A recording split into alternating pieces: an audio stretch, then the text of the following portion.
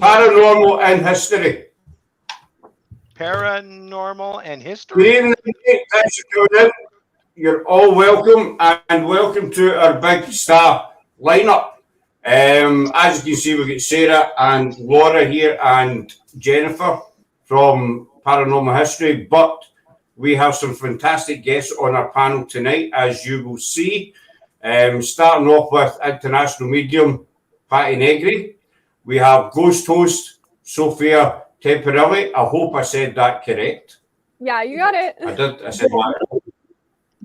We have one half of the Midnight Gypsies, Jacque Harmon. Ready to say hello? Hi.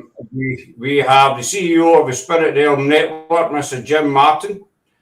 And joining us for the first time tonight is actor, stuntman, author, paranormal investigator, author of the book Ghosts Believe in Me, Mr. Mcallum.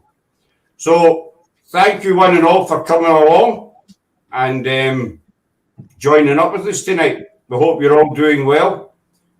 I enjoyed the little pre-show chat just before we went live. I will try and talk slow for everybody that's on, including Patti. Sorry, Patti, I had to do that. So, because we've never met you, Rick, we'll come to you first, if that's okay. You're a busy man, you know, investigator, actor, author, etc. How did you get started in the paranormal? Where did it all start out for yourself? Well, I started off in paranormal long before I ever got to films. I started in the paranormal when I was 13, and I did my first film when I was about 25. So there was 12-year difference in there. And in the 12 years preceding the films, I did a lot of ghost hunting as a kid. Mm-hmm. And so so that's what kind of stuff. What kind of sparked your interest in it? Did you get an experience or? Well, actually, I had an experience when we were burying my grandfather in Paducah, Kentucky. My mother didn't have much money, so we stayed at what can only be called a real dump, the closest place we could find and afford. And as we checked in, they said that the place was haunted. And I was like, yes, you know, I was like 13. It was like a golden ticket to Disneyland. But we got up there and it was like a rectangular room that was all wood, and they had rolling beds on each side.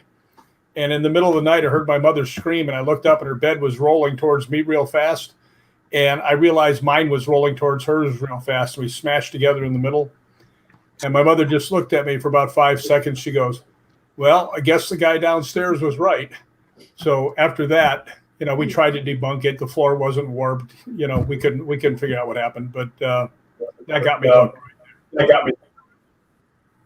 And that's when you ever said you're a member of the Hollywood Ghost Hunters as well. Yeah, I'm actually the founder of it. Kane Hodder and I founded it together. He's the guy who plays Jason Voorhees in the Friday the 13th movies, and he plays Victor Crowley, and he plays about every rotten character in the history of the planet. That's his real wheelhouse. I must admit, I'm a big horror fan. I've been a horror fan for many, many years, and I kind of grew up with Jason. You know, the Jason films. He was my favorite hot killer, basically. I know that sounds quite horrific, but Jason was my favorite bad guy out of everybody. You also wrote a book as well, Ghosts Believe in Me. Yeah, it's doing quite well. I was very surprised it won the 2020 Paranormal Awards Book of the Year. So that made me pretty happy. I would. I got a signed copy from it too. Did you? I'm quite proud of that. Yeah. So. Yeah, and you guys and girls have all spirit realm too, you know. Yeah. He autographed it for me, but the pen ran out halfway through. So I got to Jim. I think you're. I don't know what it said then, but. Yeah. That was my inner filter working, Jim. Is that what it was? Yes. Yeah. I got it here somewhere. So guys and girls have all worked together and met up with each other at some point or another in some kind of location. Can you tell us a bit about whoever wants to go first, how you know each other? I think we should let the ladies go first. Yeah, good idea. You guys want to go ahead? Okay. Well, I know Rick. We met like years ago on the Queen Mary. I didn't have my radio show at that point. My dad, he's a co-author and editor for Heaven Can You Hear Me by the late sighting psychic from Fox, Peter James. So he was at the event. I believe it was the Darkness Radio event, signing books, and Rick was there with the Hollywood Ghost Hunters. And I remember meeting Rick. Zach Baggins actually took me over to them, and he goes, "This is the original Leatherface. This is Jason." And I'm like, mm-hmm. And this is the other guy. I was very confused. I'm not going to lie. I was super confused. I was 11. But it was like super nice to meet all of them. And I had remembered that moment all those years later. And so I later had Rick on the show. And, you know, we kind of just built our friendship from there. And Patti, I also met through my show. So, yeah, it's been like that. I've just met a lot of people through my show. But, yeah, so it's really fun. I don't think Sophia remembers this, but I actually met her at Ernie Alonso's house, like back in probably 2013 to 2015. But it's been a minute. I hung out with her and her family a long time ago. Yeah, I was really shy when I was younger, so sometimes meeting people like all those years ago, I was just like, don't remember. Yeah. So, but it was nice meeting you all those years ago too. Yeah, I mean, Ernie's events are really great. And yeah, I do remember that event. I just, like I said, I was really shy when I was younger, even with the radio show. So when I would talk to people, I'd be like, yeah, hi. Her mom raves about her. I love that. Oh yeah, my mom's great. She's in the other room. She always makes a big splash at events because she's super outgoing, and she usually brings food, so that's really a big hit for everyone. Wow. Yeah. I think being an 11-year-old and being introduced to the, you know, like Leatherface and Jason Voorhees would be a wee bit, you know, daunting for a kid, especially, so, you know. Well, I actually don't watch horror movies, so I'm familiar with the villains from horror movies, but I've never actually watched any of them. I recently watched Halloween. I had quite a few thoughts on that. So yeah, like horror films aren't really my specialty. I Wikipedia everything, so that's kind of how I get my information. That is so cute that you don't like horror films, but you're in the paranormal world.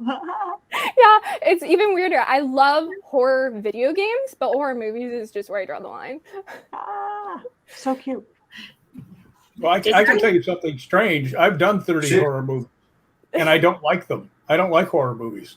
See? It's funny because I actually feel the same as Sophia. They scare me out of my freaking mind. I loved them when I was a kid, and they didn't bother me, but now as an adult, it's like they freak me out. I can't stop thinking about them. It's so weird. And I know they're... Oh my gosh, I can't get enough of them. I love them. Me too. I raised on them. I was a toddler watching like the Birds movie, Alfred Hitchcock stuff, Outer Limits, anything I could, little bitty thing watching on it. Yeah, I didn't watch like family dramas or Happy Days. Can I address Craig in the chat real quick? He said Jason even beat Freddy Krueger, LOL. Actually, if you watch the ending of the movie, Jason versus Freddy, when he's carrying Freddy's head, Freddy's eyes he winks. He's actually emoting. I'm like, so technically, did he really beat him, or did he get exactly what he wanted? That's funny. So that's my opinion of that film. Okay, enough said. Yeah, it's weird. Sleepy Hollow is actually my favorite movie when I was little too. Turn this up. Right, you've done 30 horror films, but you don't like them. Yeah, I don't, because they scare me. You know. You know what's strange? I don't mind doing the killing. I mean, I've killed over 100 people in movies. Kane has killed like 300. You know, I'm surprised anybody wants to work with us after all of this. But No, I don't like seeing people get hurt. I mean, I'm very sensitive about stuff like that. I can't watch those kind of movies. It doesn't bother me doing them because I can see everything that's going on. But, I don't even pretty much watch the ones I've done. That's funny. Well, there's a difference, though, in horror movies and slasher movies. That's true, Patty. That's true. There's some that are just spooky. You don't know whether it's ghosts or not ghosts or the unknown. It's not just, chainsawing people up. Those don't drive me crazy, but regular horror films are just. Well, I agree with Patty. I like the ones where there's some suspense inside the whole deal. Oh, yeah. Those are great. Instead of just hack them up, No hacking.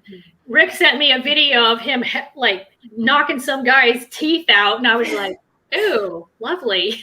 That wasn't in a movie, though.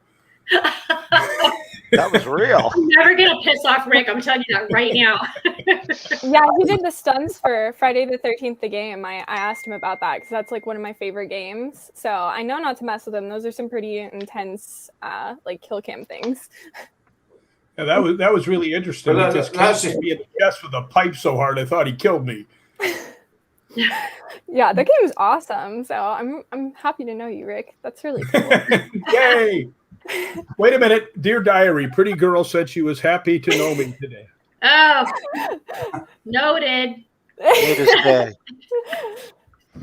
I'll be right back. But that's the thing. The movies. I mean, I like the blood and guts. I like to see people getting decapitated and all sorts, limbs falling off. But as Patty says, the kind of supernatural, Nadine in the chat says as well, to me, the best horror film I've ever watched is the Changeling with George C. Scott. It was made back in the late 60s, I think. It's a black and white film. There's no blood or anything in it. It's just the way they made the actual film. So I do get, the blood and guts. Sarah will tell you. I do. It does. It drives me nuts because I hate everything horror, everything blood and guts, and that's all Scott watches. There's a Western on. I tried to watch it for 5 minutes last night. They killed the first family in the first 5 minutes, and I'm like, I'm done. I just want to know why all the villains can drive. Michael Myers, why can he drive? He was in an insane asylum his whole life. How does he know this? He abides the speed laws very well. And Jeepers Creepers, he doesn't have eyes. Where does he get gas? And why not just use wings? Where does he get gas? I love it. I had critiques about Halloween. He's thinking. I did. I'm thinking about it. My dad's he in the film, so he's like, oh, well, it's the evil that drives in places. I'm like, no, that doesn't explain the gas, Dad. You can try and just blow this off, but he's blind, first off. So how does he see where he's going? He has a theme song. That's really cool, so I'll give him that. But yeah, I have a lot of problems with them. Yeah, bringing logic. I never thought like this. Yeah, I got a lot of problems with that. I've never really thought about the mechanics or the physics Right? behind the whole horror Or the part of logic. how all that works. Logic. I've seen these pictures on social media of that guy at Starbucks getting a coffee. So I assume he could be at the gas pump filling up his car if he had enough money, Good point. nowadays. Yeah. But he can't see, so how do you know how much it is? I know. So how And he has and he's wings. how do you do with that hockey mask thing on, And does he wear a regular mask for COVID when he's in the store with that hockey mask on? He was in Starbucks. I doubt if people ask him to put one on when he comes in. He was in a Starbucks and he did not have a mask on. He only had his hockey thing, So I don't know. Is that compliant? Yeah, so I mean, those are the problems I have with them is really just why are you so good at driving? You think Just all too of much this about stuff. it. I know that, but I'm an overthinker. It's and in Halloween, he knew where the little boy's school was. Was he just walking past it? How do you know where it is? Do you just remember the town? Were you 9 when you went in? Maybe he The went there. thing that always got He's smart. Mm-hmm. He's That's not what getting my- old that's what either. I'm I mean, He's extremely he's smart. that mask. This is a show, Sophia. burnt. You need to do this for a whole show. Yeah. And Loomis is one of the most unhelpful people I've ever seen in my life. Like, he's just walking around like, evil is coming. Like, you have to like stay away from him. The boogeyman's here. Okay, well, what's that going to do? First off, everyone thinks you're crazy, and you're carrying around a revolver for what? Like, you didn't even catch him. What was your plan? Did you have handcuffs? Like, what was the plan in going there to stop him? Because he literally shot him and it did nothing. So, like, what would, like, did he have a plan laid out? Because I don't feel like there was one. Well, that's a lot of thinking. Yeah. That's I just watched it and enjoyed it, and I moved on with my life. I never thought twice about any of it. How about this? Horror villains are outside the realm of normal behavior and consequence. They don't exactly go with the norms of society and therefore can break every single one of them. End of story. There you go. Rick approves, so I guess there's your answer, Sophia. Jennifer, did you read that, or was that ad lib? That was ad lib. Oh, that was really good. Get that in subtitles, please. Yeah, that was really good. Yeah. Hey, Patty, I have a question for you. I mean, with you being the psychic medium and stuff that you are, and world famous one at that, you know, you've been to a lot of these places where people have been murdered and things like that. You know, does that affect you when you're watching one of these shows? No, I'm the queen on my psychic ability of having a really big on-off switch. I don't like want to go to the grocery store and see anybody's dead mother. And watching horror films, I just become an 8-year-old kid. That loved them so much. I turn off that. Oh wait, this is going to happen next, or that's going to thing next. Oh wait, I've really been there and talked to those ghosts. No, I'm you know that thing that way everybody's always saying, live in the moment, live in the moment. I've perfected that a lot, so much to not always positive. Like, what did you do an hour ago? I don't know. I'm in the moment. But other than that, no, I don't. I can get involved in a movie, like whatever it is. Reality is suspended. Logic, like how does he see, is suspended. I'm, hiding in my, we obviously, okay, you guys, we're all in the paranormal. We obviously like to be scared in some way. We obviously we don't know what's going to happen, or we would be doing something completely different than what we're doing. Mm-hmm. So if we like to be scared, allow to be scared, especially in a safe thing. I know I'm not going to really get hurt by a horror movie unless they don't have a really good person on it. Like, this one horror movie, because when those Hearst horror films, that's because they don't have a really good person on and going, don't really say that. Because I sat down with somebody who wrote a film kind of based on when somebody caught on fire when I was at Marilyn Manson's house, and somebody really did catch on fire. He was so inspired. He wrote a script about this Hollywood psychic medium, just doing every TV show, doing another TV show, and then a portal opens. And then it becomes this horror film. He wrote it with Stephen Norrington, the guy who wrote League of Extraordinary Gentlemen and the Blade series, wrote Left of Center. And they wrote it basically about a me person. But I sat down with him for 5 hours. I go, Laura, you can't say that on camera. You can't have the actor say that.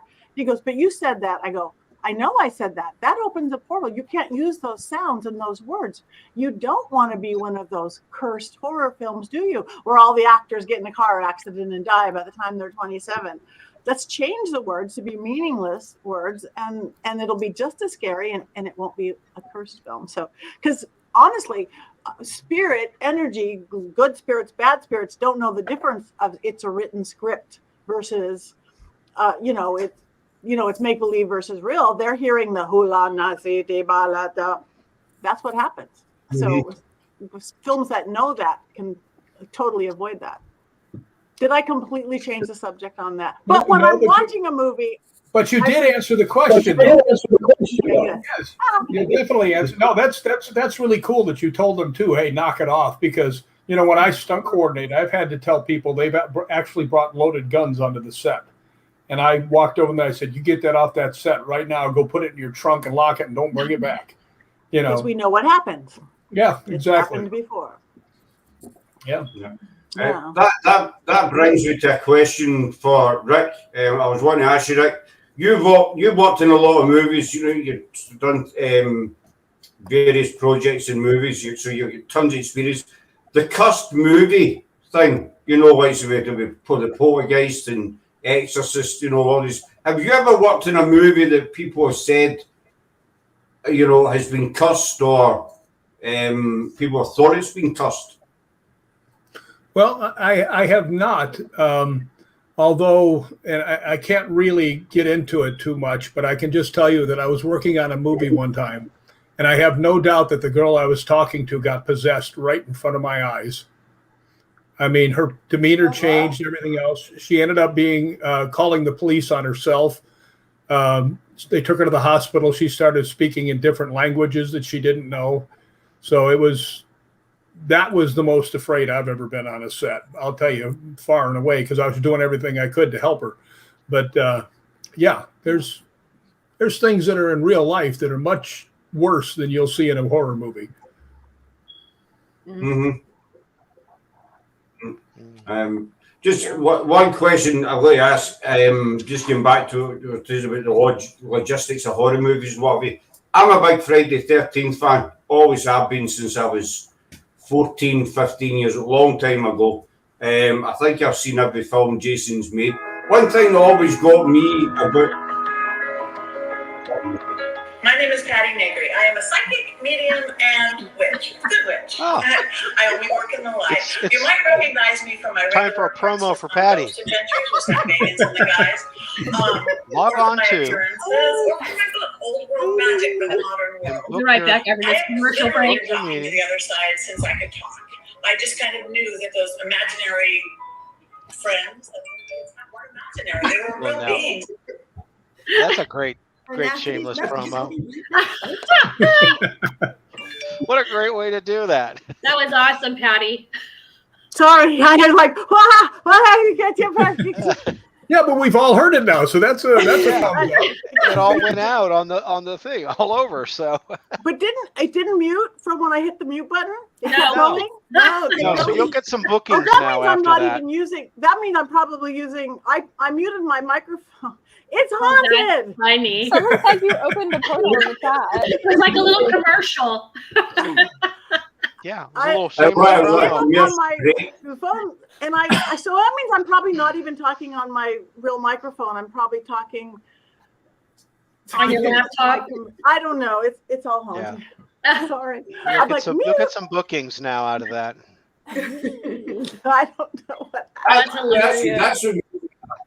That's what makes a good live. You know, the kind of unexpected happens. You know, when it's not planned, it's not scripted. It just happens. Like you breaking every chair. Like me, you know, last year we were doing a live with CRA Entertainment, and my chair broke, and when I fell, I hit the ground, and I accidentally kicked the camera plug. Took the camera plug with me. So I left, you know, David Espinosa, Craig Arns, and etc. on the panel without us running the show. They were basically running the show because we disappeared. And it was only maybe 10, 15 seconds, but it felt like about 5 hours. You know, the time we realised that we went on the panel, we were nowhere, and Craig started saying, well, I suppose we're doing the show now because they're kind of disappeared. But, you know, I think that's what makes a good live. And little things happen, and it's totally unexpected. By the way, I was saying about the Friday 13th films, Rick. One thing that always got me about them was, you know, they were always set in the same place, and you would get the teenagers in the middle of the night running away from Jason. You know, they'd be run through the forest. Jason always walked, but he always seemed to catch them. You know why that is? Because Kane read the script. Let's let Jim know what's going on. Jim, No, pull the plug and you fell. No, Kane thought it was much okay. more interesting to have him walk after everybody, because then it's like that inexorable presence following you. You know, that you can run, you can hide, you ain't gonna get away. That's why they did I always that. I got to interject here. I think that's one of the attractions to Jason that I had, because he didn't seem to be in any kind of a hurry. You know, he just walked as if he was thinking, "You can run, but I'll still get you." Basically, Gail's got a question for you all. I'll put it up just now. Well, you do realize that the best hunters in the world all stalk their prey. Okay, so that's why they did that. Yes, Jim. I personally just want to go on record and saying I've never watched horror films. I never liked horror films. I have no clue, other than know what we're talking about. Yeah, no, I mean I've heard of the guy with the hockey mask. He never dies, but I've watched some horror films and I couldn't really get through them without them scaring me. They were made by the Wayans brothers. They were like Spooky 1, 2, and 3 and 4. That was about it for my, dabbling in the horror slasher film. So yeah, I'm sorry. I thought Carmen Electra with a banana rather than a gun, and the things, the monsters chasing her. That looked real. So what the heck? But yeah, I have no clue. That's why when I met Rick the first time, he had done all these horror films and knew these horror people, and I was just like going, I have no idea who that is. I'm much happier knowing these people, the paranormal people, because I've worked with every one of them except for the young lady on top, and we've had so many adventures and stuff. So, I think they're more paranormal people than they are horror. I'm like the only horror person here, and I don't want to pick up all the conversation. So, yeah. You know what I think I was going to tell you guys earlier when we were talking about the horror films, and now it's come back up. The part that got me was when Freddy's tongue came out. Do you guys remember that, when the girl's on the phone and he sticks his tongue through the phone and he's like, "I'm your boyfriend now," and I think he like licks her or something. That grossed me out so bad. I think that was a different kind of movie, Jack. Oh God, it was disgusting. I think I saw that on TikTok. I do remember that scene. It was like, what the hell? Yeah, right. So, like, I could not pick up the phone without being like, "Hello." Don't get Somebody tell me something paranormal now. Gail's wanting to know what made you realise you were into the paranormal and how it got you to where you are today. Whoever wants to go first, ladies. Yeah, ladies first. Anybody want to go? Let's call I don't know him how a word what he said. How about Patti Negri? What made you realize what he said? paranormal? What did he say? He wants to know what got everybody here into the paranormal. Okay, all right. Talking to dead people since I could talk. I just knew that the little creatures in the closet and under the bed were real, not my imaginary friends. I got real information, real stuff to give my parents. I was always obsessed with the dead, but it was never in a dark or morbid way. I literally did my first seance, and I still have the same Ouija board when I was 7 or 8 years old. Been talking to him ever since. And then by the time I was 13 and started figuring out religion, philosophy, science, occult science, metaphysics, getting down to energy, which it all is. And the paranormal is just, that's a nice way to get into this other world without even having to bring in religion or spirituality or anything like that. It's for everybody who wants to know there's something more out there without even getting into what it is, except for ghosts. So I've always been there. That's my answer. Very cool. Yeah, what Patti said. Well, I just hang around with Patti, so I can figure out where I'm supposed to go. I'm very much like Patti. It started for me very, very, very young. I remember it specifically when I was about 4. I actually started seeing passed on family members. But it was very weird because my situation was I could see them like I could see other people. They didn't look like ghosts to me. I actually shared this story last week. I was on the show with you guys, and I shared that my situation was one of those really weird, rare situations where I had someone pull up and ask me to get into a car. Come to find out, it was a dead family member. I was like maybe 5 at that time. And when I told my parents about it, they specifically freaked out because they thought some stranger had picked me up. And come to find out, my dad brings out a photo album, opens it up, and I pointed him out, and they said, honey, that guy died a year before you were born. And I could see him as clear as day. And we had a full-blown conversation. So, and I have seen him multiple times through life. And that's how it started for me. So that's why I'm still in it. It's a pretty good start right there. He probably saved you from something. That's probably why he showed up in the first place. He has saved me multiple times, let me tell you. He's your guardian angel. Yes, he is. Yes, he is. Yeah. All right, who's our next lady? Sophia, the young lady on the top. Sorry, I don't know your name. Young. Jennifer. Jennifer. On the top. It's like we're doing paranormal. I've shared my story so many times on this show, so let's go with Sophia. Okay.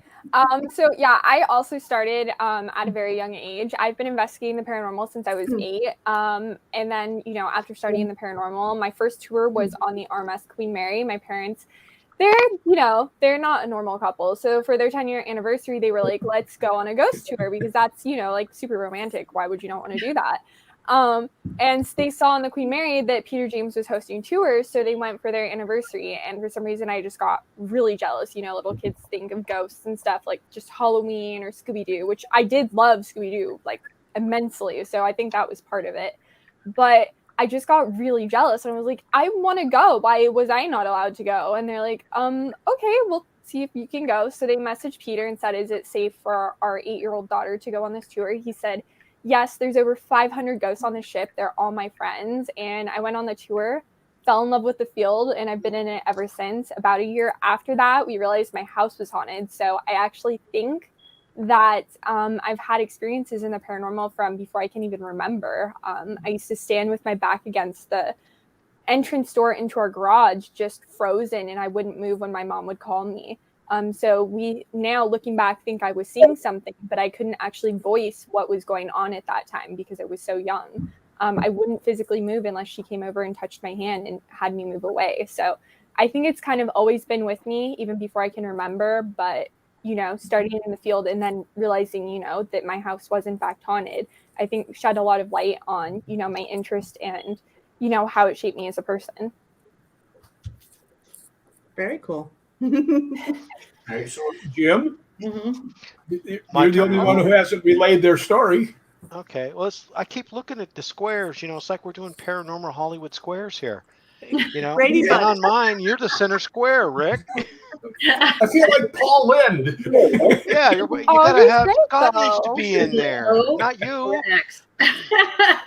You're like top square right or something on this. So, my story. Well, I've told this one many times. I actually got in like a lot of people did. I was watching Ghost Adventures, and it started with daddy-daughter nights on Friday nights, and I used to take my daughter out because her mom worked at the hospital late, and so we would do dinner and come back and watch a movie or a show. And we watched Ghost Adventures. I thought it would scare her, you know, so I kept turning the channel, and eventually at one point I forgot. I got so into it and realized that she had been watching it too and was loving it. So that got me hooked. And then one day I had sort of a calling, and it's like I've never had that. You know, people describe the calling.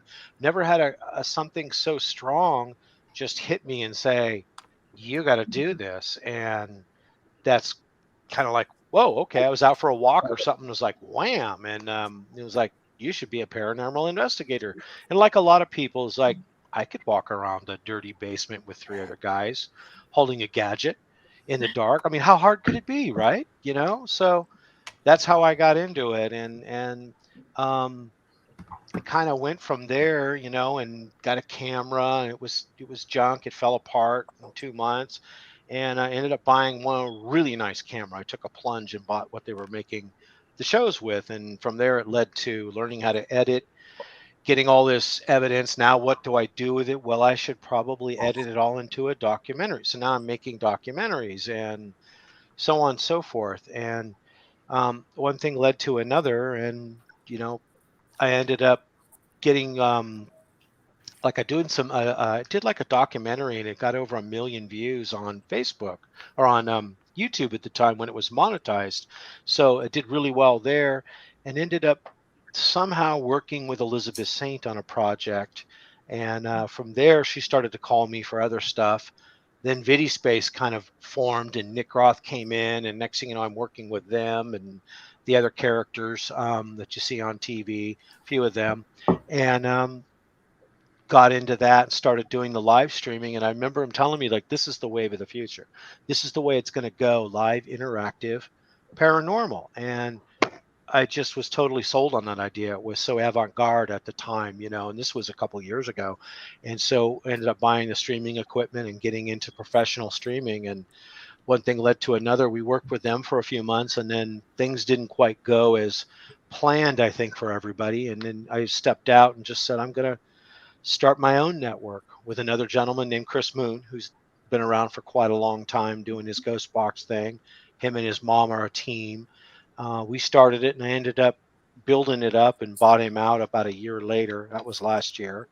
And that's how the Spirit Realm came about. So that's how I got into it. So, yeah. And here I am. So, yeah. And I think you had a question that came up earlier that Gail brought up, was like, how did you know you were in the paranormal, and how did it get you to where you are today? Well, to answer her question, I knew I was in the paranormal when I started hemorrhaging a lot of money. So then I knew I'm in the paranormal. And yeah.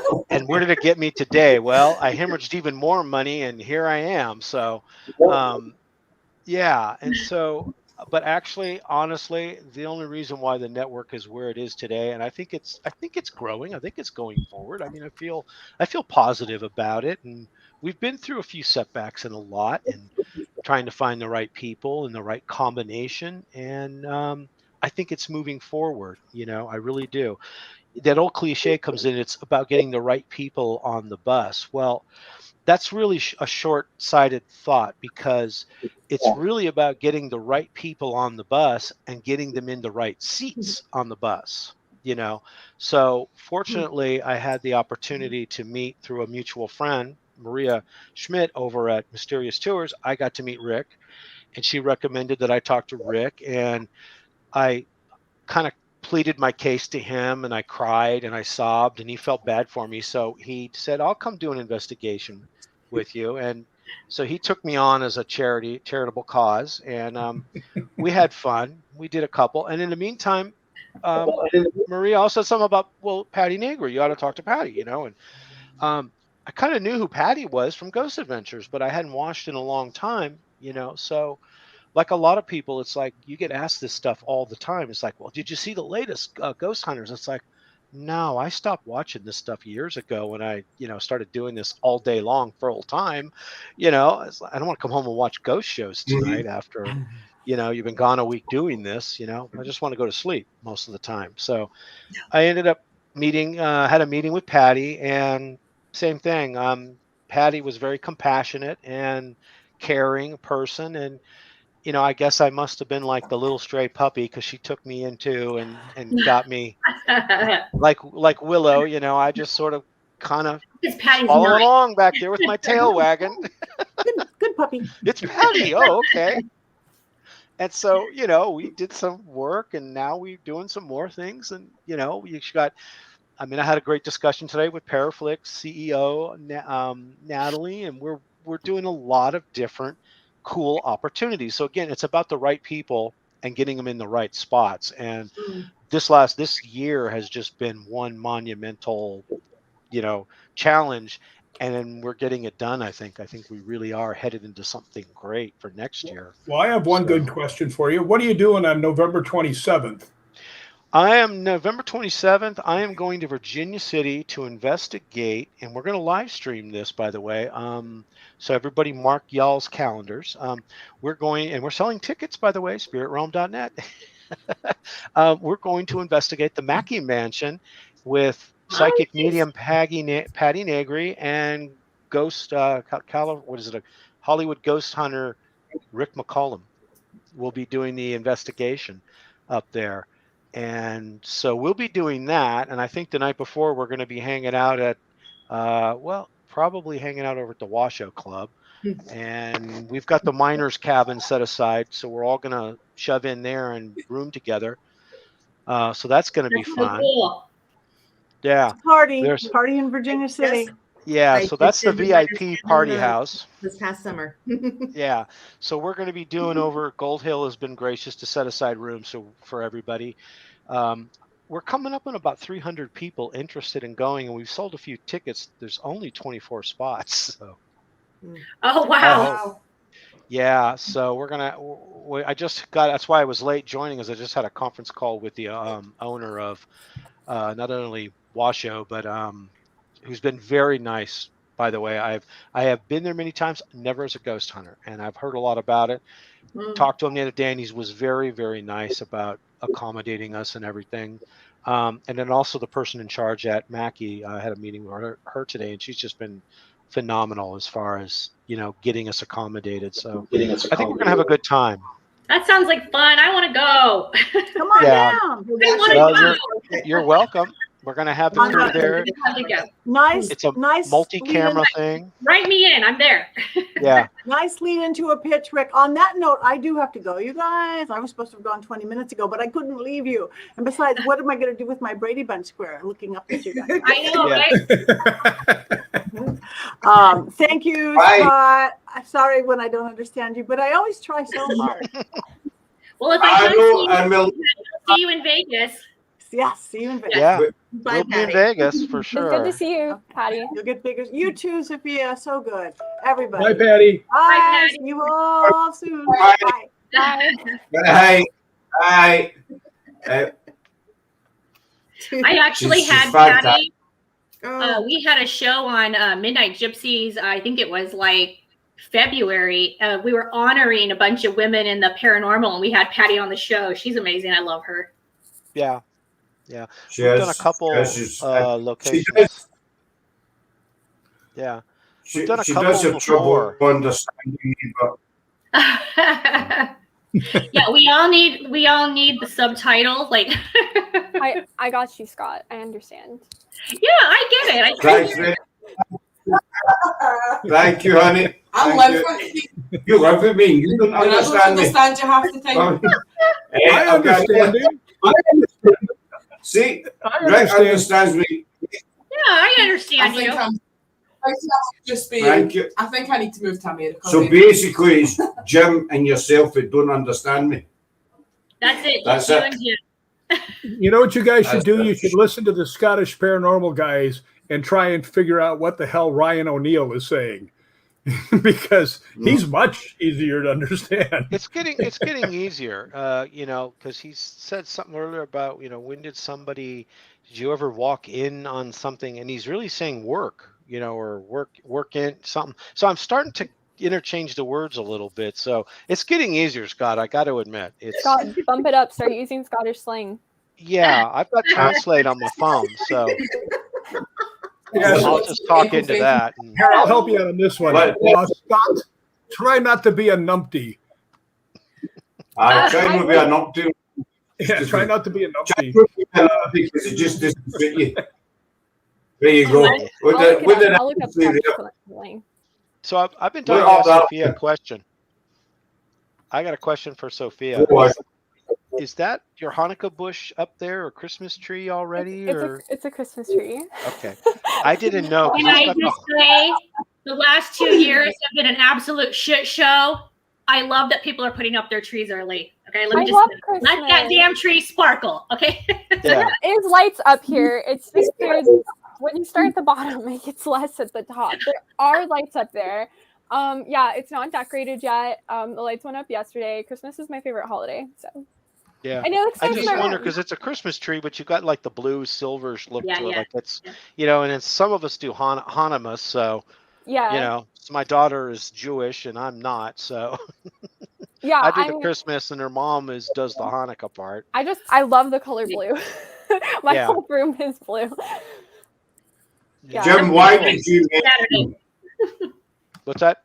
Jim, why did you have to mention a Christmas tree? Because Sarah wants the Christmas tree up now. Really? Because you mentioned it. Okay, Traditionally, you don't get to that till the day after Thanksgiving, but now everything has been pushed up. Has been. I think people are just dying to do something positive, and they haven't had a chance to do like a big holiday thing the last year or two. It's been really screwed up. So it's like, why wait? They're just itching to get out there and do it. Well, I have to tell you something. I bet you Jack remembers this. I have a very famous tree that's on Facebook every year because my tree is actually about this high. It's his Charlie Brown tree. I love it. My little Charlie Brown tree, and I always keep the lights on it. So the whole time it takes me to get it, or pick decorations, it up, over and plug it in. Honestly, I'm a gamer, so I sit in the dark playing video games. I just love the lights. So it goes up as soon as possible because I think it looks pretty at night.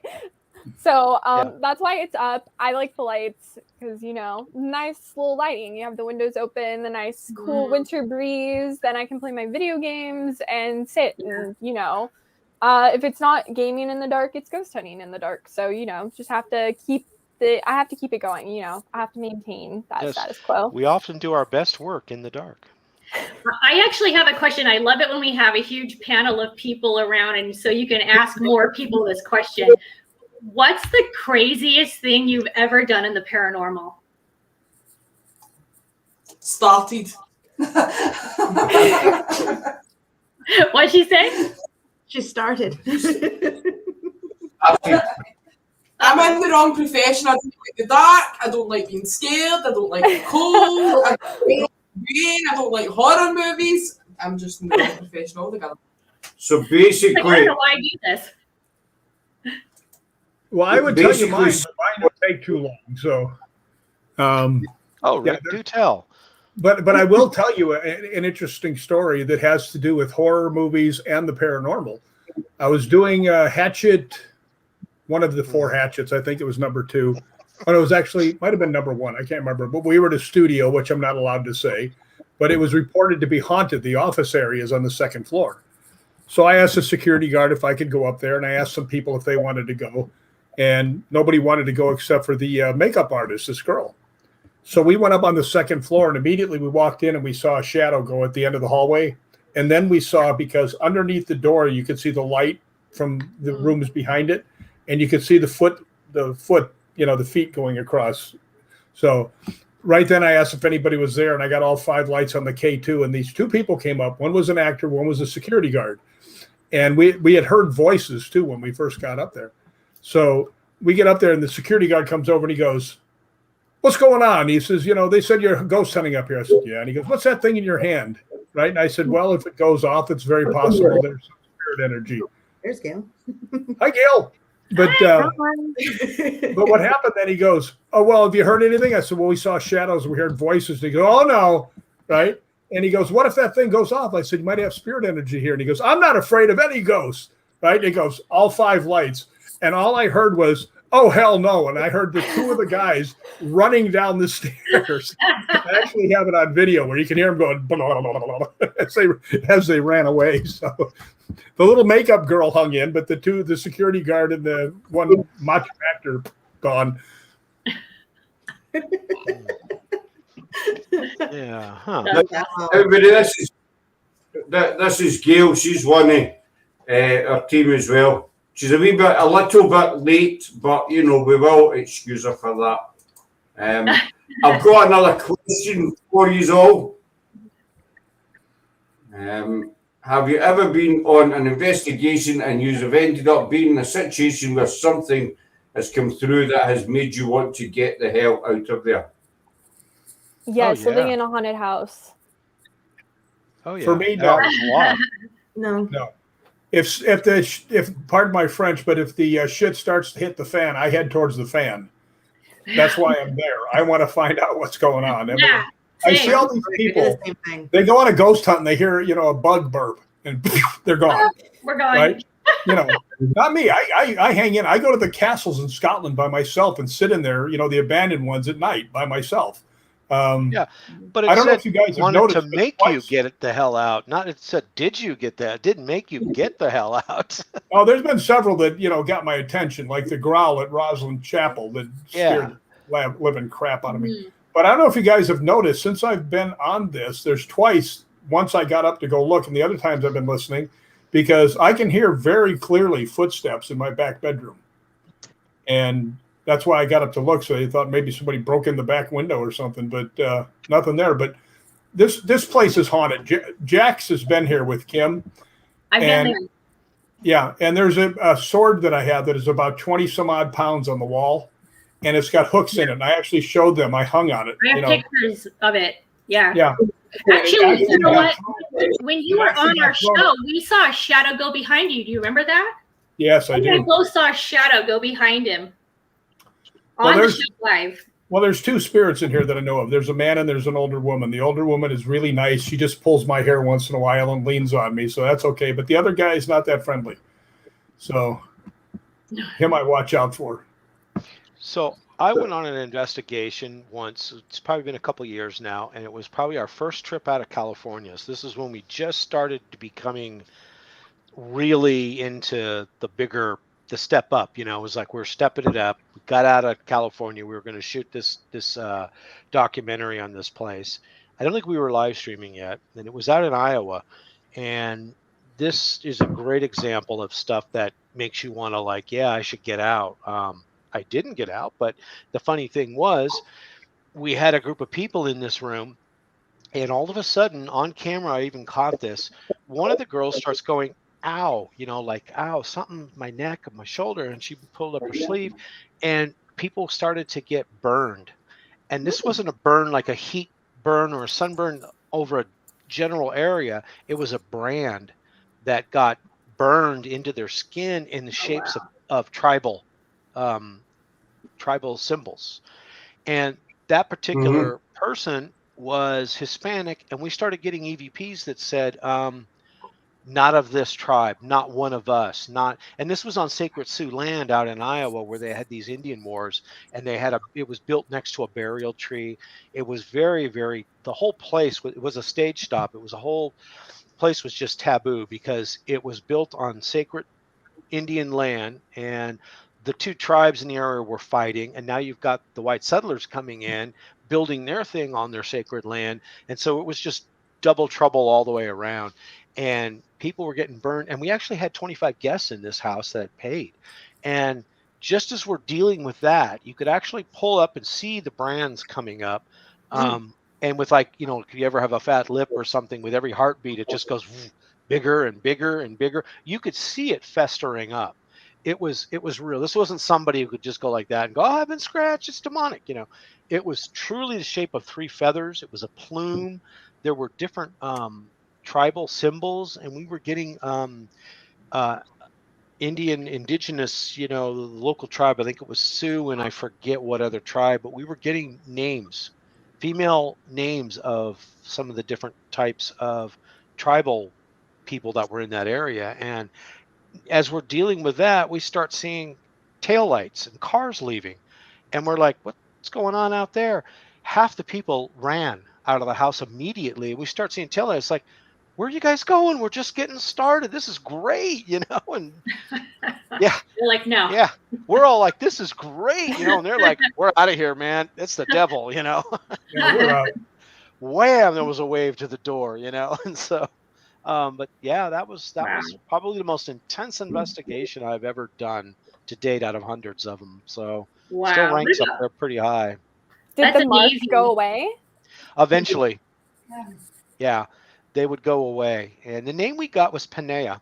Later on, it was a female Sioux Indian name, I believe, is what that was. And we actually were able to look up tribal symbols. And these shapes were in there.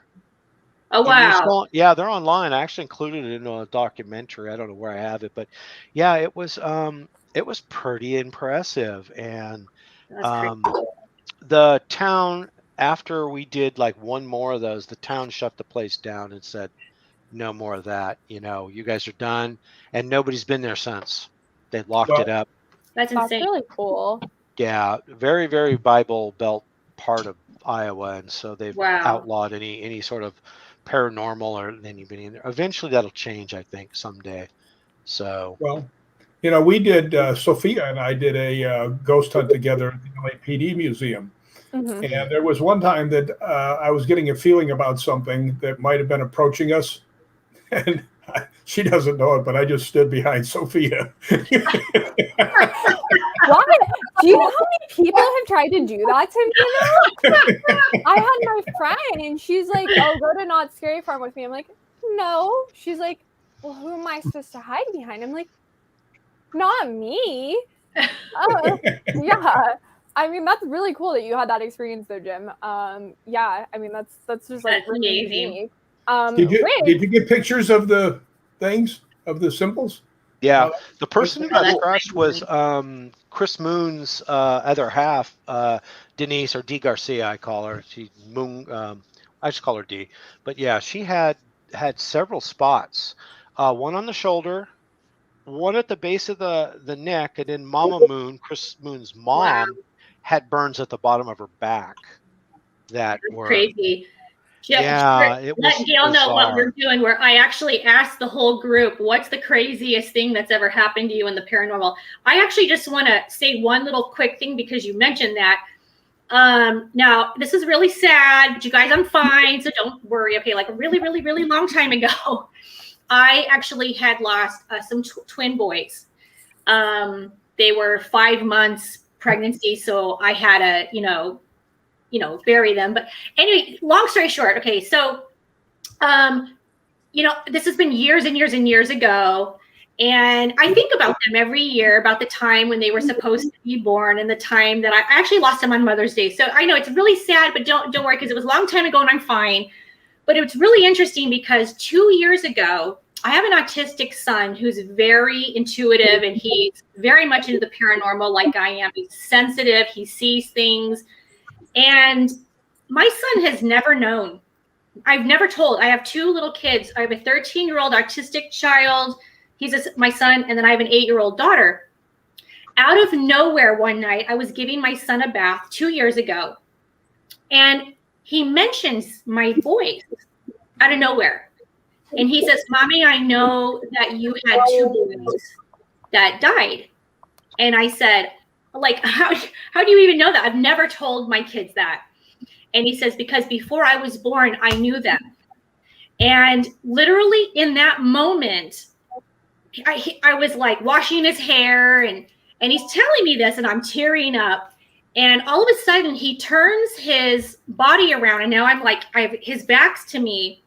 And literally as I'm watching him, I see scratched into his back, hi, as he's telling me the story. And I took pictures of it. I'll have to send you guys. I'll show you. I'll post pictures later. But it literally blew my mind. It was like they were talking to him to tell me hi, like, hi, Mom, And that was the craziest experience. Now, outside of that, I have a funny one. I actually investigated with a group of people about 2.5, 3 years ago, naked. Oh, no. All of us did a naked investigation. I was going to say, was that what that Scott guy, Grunwald? Oh God, I know Scott. Yeah, and George Shoplin. Yeah. Yes. Oh It was actually me and George Shoplin and Andrew Michael Morrow. Oh Lord, have mercy! I'm sorry. Okay, Yeah, so I we were shooting a show and it never actually got aired because it was like right before COVID and A&E was supposed to pick it up, and we're not really even supposed to talk about it, but it's such a dead situation now. I don't even care. But yeah, I did that. We shot an entire show, and that was one of the craziest things outside of that situation with my child. I was like, wow, like, did I just do this? Well, you know what? You know what is really strange? Everybody immediately went, that was Grunwald, wasn't it? Yeah. And Shoplin. And me. And George Shoplin, yeah. I remember him talking about it. I know Yeah. George, or at least I don't know if he remembers me too well, but I have investigated with George before.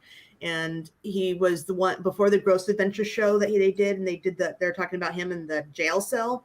I remember being in there, not the first time, but the second time. And I remember he didn't want to go back into that jail cell, but some other people in there coerced him. No, we need you to go in there because we want to put an end to this. And I'm like, you guys are dumb. Don't force the issue. And it made it worse. It just made it 10 times worse. Was it the one where he was in the jail cell saying, "Here I am, come get me"? Yes. I shot that. I was there that day. Did? In the Jackson I thing. shot one I was of them, with my friend Faye and I were there. George was there. I was another part of. I was doing the investigation of the upstairs in the courtroom, because the courtroom we were getting lots of activity and while they were doing the jail. Amador County Courthouse and jail. Yes. The abandoned one. Yeah. That one. Yeah, I've done a lot of work there. That jail cell. I didn't. It's not that I don't want to go in there. Something told me not to. They pushed me out. I felt a push, as in, no, you don't need to go in there. I'm like, okay, fine. I got great evidence in that place. Never been scratched, never. And we had some great EVPs. Yeah. We did something there with Chris Moon in the spirit box that did really, really well. In fact, I have the episode that George did before he even was working with you guys. I was working with him before, and one of these days I'm going to run it on Spirit One, because I was looking at it. It's been about 4 years now, and I thought that is actually pretty good. And I remember him talking about doing the naked. That idea came up when about the time we went to Iowa, where that event happened. That thing, they were talking about doing the whole the naked investigating process. Yeah, and I was like, I don't know if I want to be in on that. I didn't, it's something about being with Scott Grunwald in the dark, naked. Just did not. It was like, to be honest with you, though, Jim, it was probably one of the funnest weekend. I swear to God, we had an absolute blast. We had a very professional team working with us. We were actually filming for A&E. From the minute we started till the minute we ended, we had a blast. It was the best time, amazing memories. You kind of have to block the fact that we're all naked, but I still have that footage, and sometimes I watch it and I'm just like, what the hell was I thinking? Yeah, and I was thinking, I just don't want to be in the dark with Scott Grunwald, and it's like, hand me the K2. Wait a minute, that's not the K2, and it's just, I have those nightmares, You guys want to hear something strange about Scott Grunwald? Yeah. Scott Grunwald and I are like the exact same size with the gray hair, and we have the same birthday. Sure do. Jeez. And when he asked me to come to Graber Olive House one day, and he goes, well, do you want to wear a tutu while you're out there? Because he always wears a tutu. Yeah, he does. And I told him, I said, no, thanks, Scott. I do enough of that on the weekends already. So, yeah. Well, actually, Jeff Conkle was on there with us. He was actually our tech guy, and now he's on Ghost Adventures. So, yeah. Pretty cool. Yeah. So how did you handle all that? Do you guys wait till it's dark, then take all your clothes off and do it in infrared?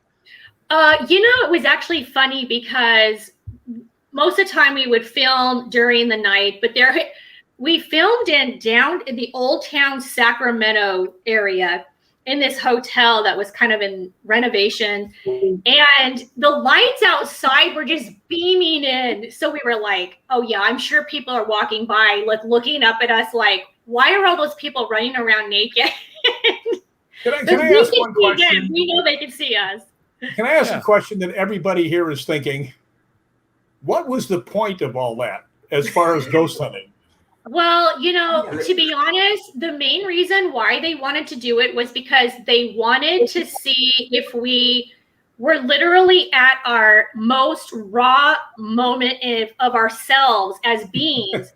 Could we connect more if we most people in the paranormal are all decked out and they're black and their hats and their t-shirts and their jackets, and they're like, they got this big ass ego, and we all just dropped everything and the egos were gone. It's so they just wanted to see if there was a better connection. We actually ended up with a lot of amazing evidence. I was shocked.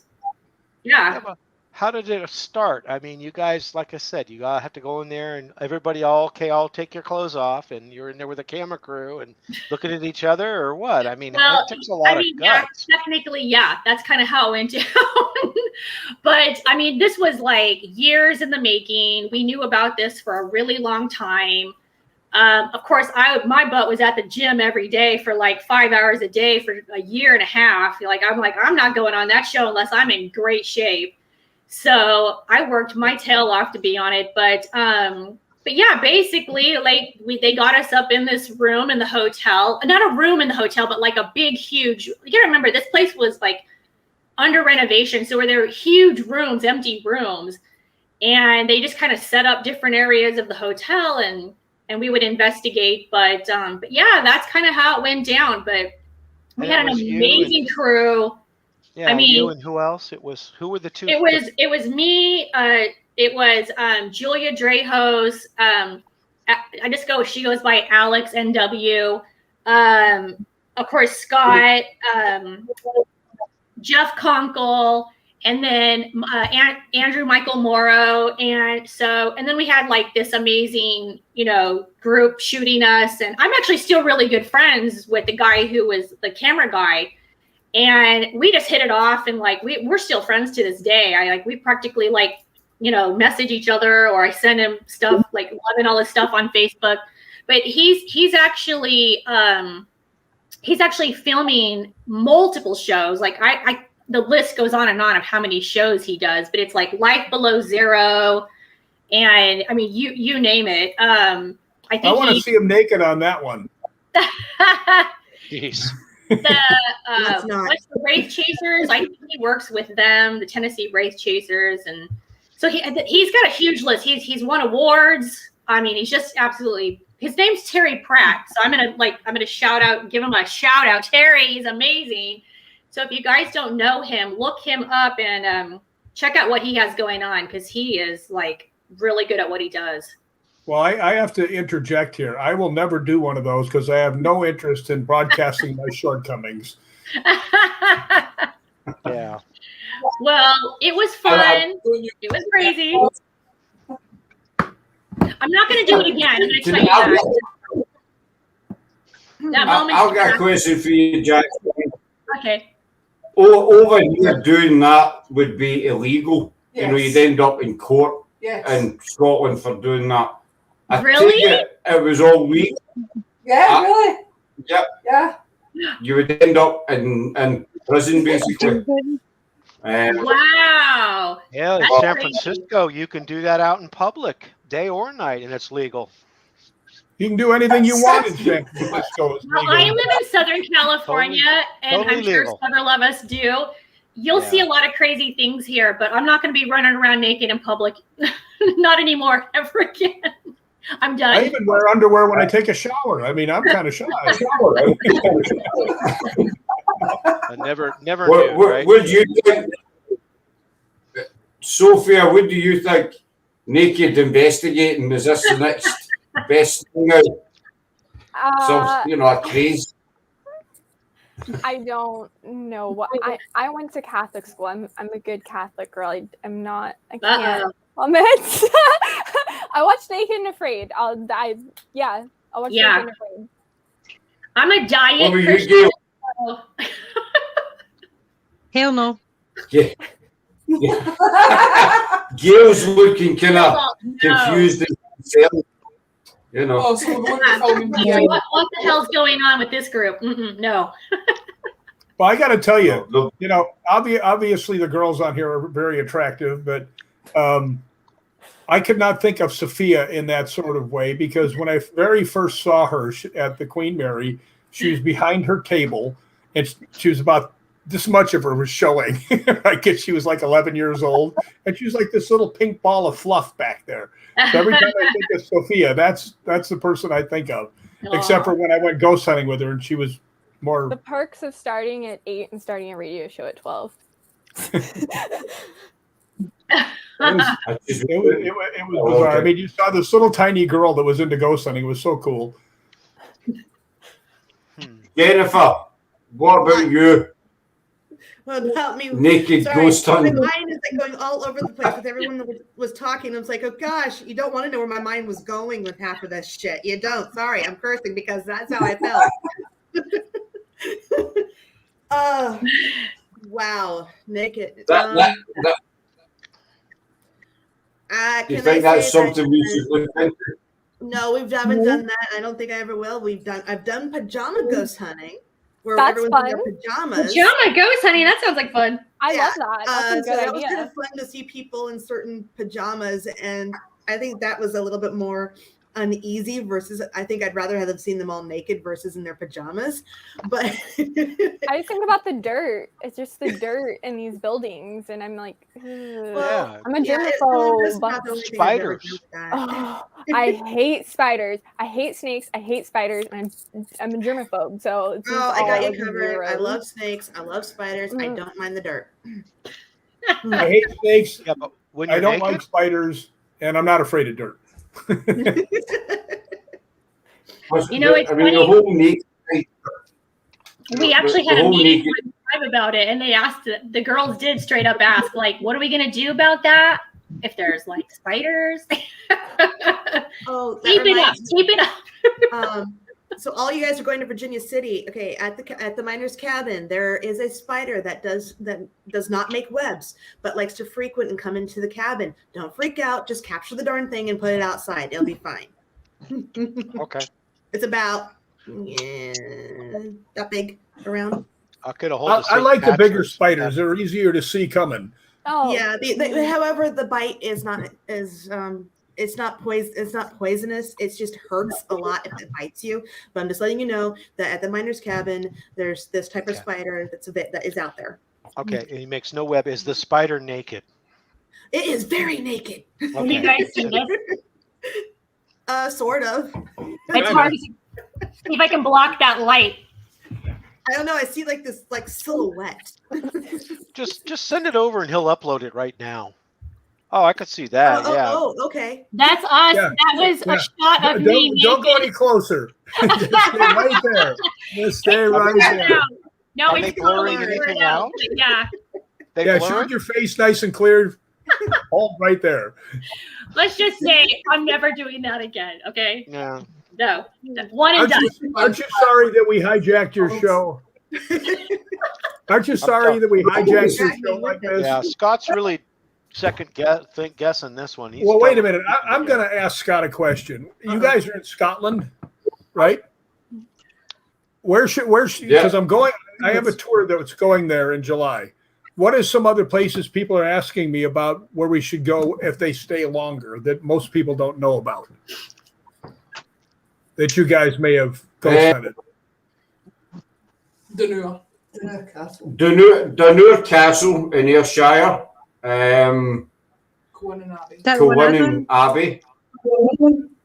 Aye, that's right. Gail's been to that Dunure Castle, Cowan Abbey.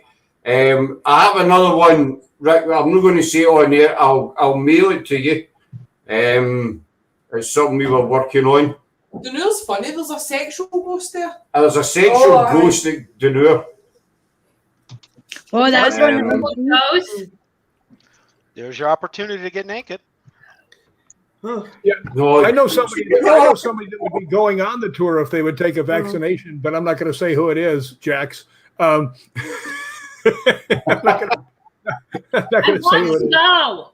I want to go. Of which, George is in the chat room now. You know, I tell them the same thing. I want to go next July too, but I'm not vaccinated. George is in the chat room now. Yeah. George, I outed us out about us all being naked. Just letting you know. Says he would do it again. Oh, George, no. Alloway Kirk. I'm okay, out. What was she talking about? Investigate. Yes, I was, and I'm not going to do it again. No. I actually got out of the shower once.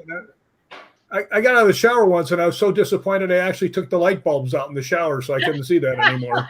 So I'm not doing anything naked. No. But I like no, that. it's going right. It's over. Jax, when you showed that, are they blurring anything out already, or is that the raw footage that you could see everything? What are you talking about when they first aired it? No, like what's on your phone there? Is that? Oh yeah, out? that's actually blurred out. That's what okay.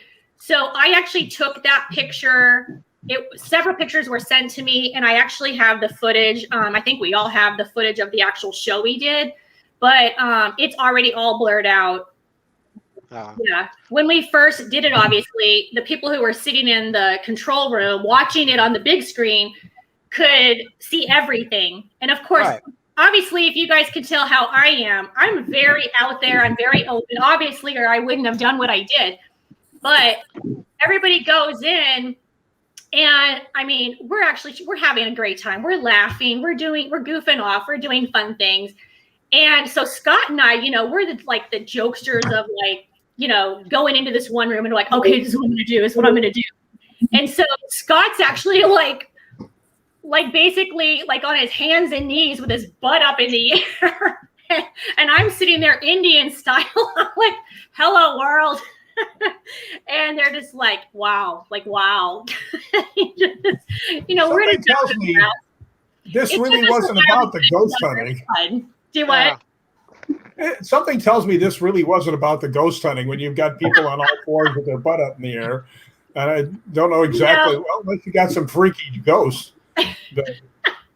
You know, you just can't go into like filming a TV show and doing something like getting naked with a group of people without not having fun with it. Like if you take it too serious, it's like it gets weird and awkward more than it already is. And, you know, we just had to make it fun. So, and that's what we did. We had a great time. Every single one of us there had a blast. Nice. Sophia, what's the weirdest thing you've ever did? And I know you never did a naked ghost hunt, so what was that? I hiked 6 miles through the snow to go to a place to investigate. Nice. Yeah. I can't keep up with the people I went with were like, they were like twice my age and I couldn't keep up with them. Because I'm a gamer, so like fitness is not my thing. So needless to say, I got a treadmill afterwards because it was really funny for me, but I should maybe, like, if a zombie apocalypse happened, I'm gonna be the first to go, so I need to kind of fix that.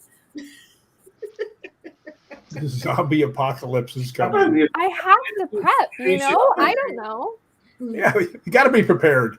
You know? I have to be prepared. That's why I overthink the horror movies. I got to come up with the strategy plans, have it all laid out. And yeah, other than that, living in a haunted house, that will always be my, what made you want to run away? What's the weirdest thing? What's the scariest thing? All of the above. Just that. Well, I lived in a very haunted house. It's in my book. I call it the most haunted house in America. And we never told anybody that came to visit that it was haunted. And in the morning, we'd be having breakfast and they'd be going, you know about your house, you mean it's haunted? And they're, yes, you know. So we never told them, but we let them figure it out. And boy, everybody the next morning, every person that stayed there was totally freaked out. So, yeah, my ghost was focused on women, so like all my mom's friends. Yeah, so I mean that was super fun as like a 9-year-old. I mean that was awesome, but like. Yeah, I mean, my mom's friends, they would come watch the house, like when we would go on vacations and stuff. And then after we realized the house was haunted, they're like, you know, your house always creeped me out. And like, obviously people aren't just gonna be like, hey, your house really creeps me out, you know that? So afterwards, we were all like, oh, yeah, no, that makes sense. He just only focuses on women. And we know that because my dad had 0 experiences when I told him like, hey, there's a ghost in your closet. My mom, so supportive. She never told me no. She didn't know what to think. And my dad's like, you're imagining it. So, I mean, always the optimist for a guy that wrote a book for a psychic.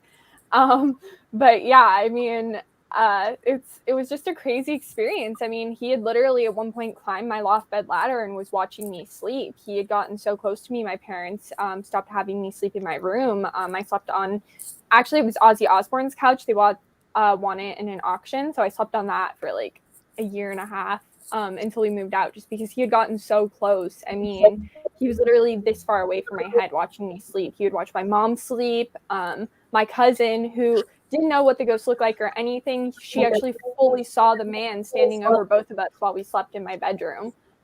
So, I mean, that's always just the scariest thing. I couldn't get out of that house fast enough. And I honestly don't think I would ever go back there just because. Well, I got to tell you, you see people standing next to your bed in the middle of the night, that ought to do it. But I have another question I got to ask here. I got to ask Scott this. Scott, when I come to Scotland, what is the chances of me ghost hunting with PIH? 100% will make it happen. He asked me. It's pretty high. Sarah's like, I'll answer for him. Let's make it happen. Okay, so is it mandated? You have to have the vax to go, or what? Well, anywhere in the world, if you're trying to take a plane, you have to be vaccinated. And clothes. You know, I mean, for international, I mean. Not true. That may change, though, by the time it comes around, because it's not till July. It's like 7 months away. Tim's actually about to fly to Italy, and it is not required. Really? Well, it's not required by the tour. Let's put it that way. So whatever it is what it is. So I want to ghost hunt with you people. Gail down there and you up there, and Jennifer, you're already over here. So I'm already by the way, but now I'm in Oregon, so I have a new area to investigate. Have you ever done Wolf Creek Inn? Not yet. Yes, I just did that a couple of months ago. Very good. I did quite a few stuff in California. Now it's time to do Oregon. So yeah, Southern Oregon. Central Oregon. What's that, Scott? Rick, when you come over, you are more than welcome to come and join us for an investigation. Well, I will do that anytime you're over. Jax, you as well, but you have to be clothed. You have to wear clothes. I just need to get passport. Hey, listen, I can pack really light if you change your mind. Yeah. No, I promise. Close on. But think about how quick you go through the customs line. Do you have anything to? No, okay, nothing to declare. No, nothing here. Nothing here to see. I mean, Jax, it's entirely up to yourself, Jax. You know, if you want to do it naked, but you will end up in a Scottish women's prison. Well, not pleasant.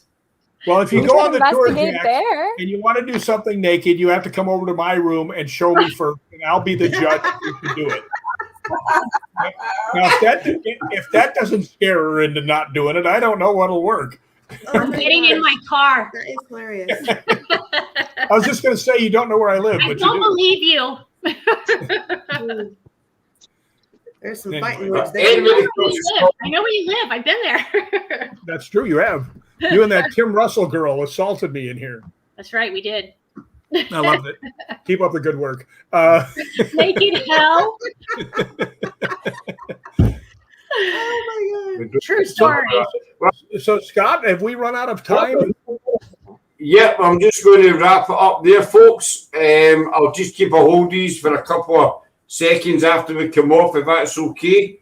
But to everybody watching, I hope you've enjoyed tonight as much as we have, and our big star lineup: Sophia Temperilli, Jacque Harmon, Rick Mcallum, Jim Martin, and Patti Negri, who unfortunately had to leave a wee bit early.